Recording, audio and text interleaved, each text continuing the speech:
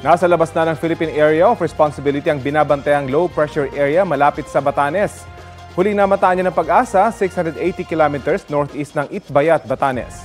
Patuloy namang lumalapit sa PAR ang isa pang LPA na namataan sa layong 2,415 kilometers silangan ng Eastern Visayas. Nananatili ang tsansa maging bagyo ng mga nasabing LPA pero sa ngayon, wala itong direktang epekto sa lagay ng ating panahon.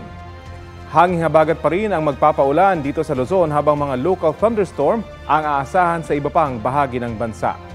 Nakataas po ngayon ang thunderstorm advisory dito sa Metro Manila, Cavite, Batangas, Bulacan, Rizal, Laguna, Nueva Ecija, Quezon, Bataan at ilang panig ng Zambales, Tarlac at Pampanga.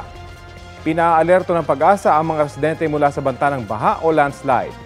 Tatagal ang thunderstorm advisory hanggang alas 11:20 ngayong umaga. Sa mga susunod pang oras, uulanin muli ang malaking bahagi ng bansa. Posible ang heavy to intense rain sa ilang lugar base sa rainfall forecast ng Metro Weather.